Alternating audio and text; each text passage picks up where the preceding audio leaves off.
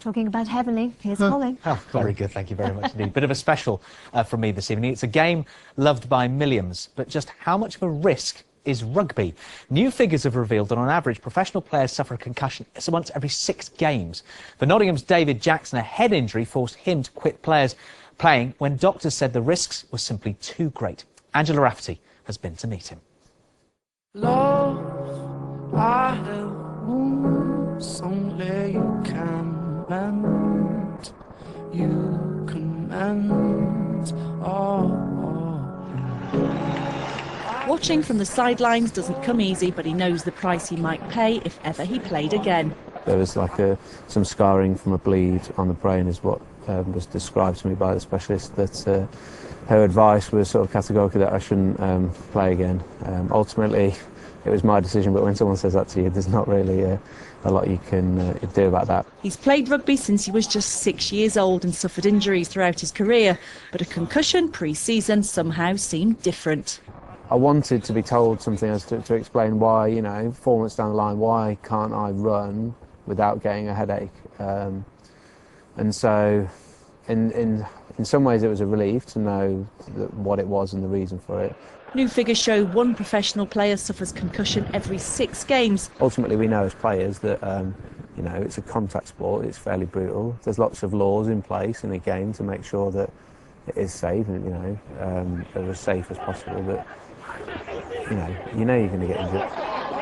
The boxer can't take a standing 10 count in front of the ref and they've been knocked out. They have to go for an MRI scan or a scan, and if there's anything comes back on it like mine, then they're not allowed to box again professionally. She said that in rugby there isn't any regulations in place yet. Whether will ever be, I don't know.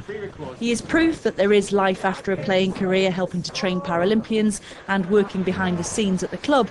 Rugby has been his life, but to carry on playing could have cost him. Well, let's talk about this in more depth. Luke Griggs here is from Headway, the Brain Injury Association. Now, Luke, the figures are here. A concussion for somebody every 6 matches, 50 Premiership games affected over a season, and 1 in 10 players will be concussed at some point in their career. How should we react to all of that? Well, this is the worrying statistics, of course, and what it's showing us is we're learning more and more about how much damage is being caused by concussions, and it's vital that we actually learn lessons from this and make sure we're protecting players, not only at the Premier League level, but it's about grassroots level as well, and that's the biggest concern. Well, let's deal with professional games first, because at least they're bringing new rules. So they're saying injured players have got to be taken off the pitch, they've got to be assessed for 5 minutes before they're allowed to return to players. Is that enough for you? Well, the jury's still out on that. This is a new trial that's being introduced this season, and I think we need to analyse the results of that. I mean, we're looking very carefully at that.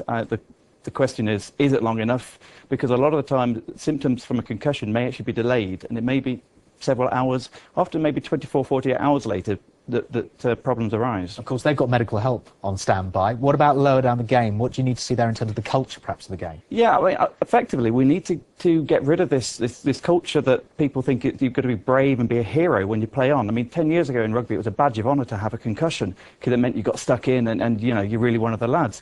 We've got to make people think more seriously about the damage they could be doing and how to spot a concussion, and more importantly, if there is any risk of concussion, get out of the game, rest and get properly assessed. Luke, thank you very much indeed for joining us. Luke Griggs there from Headway, the brain injury charity.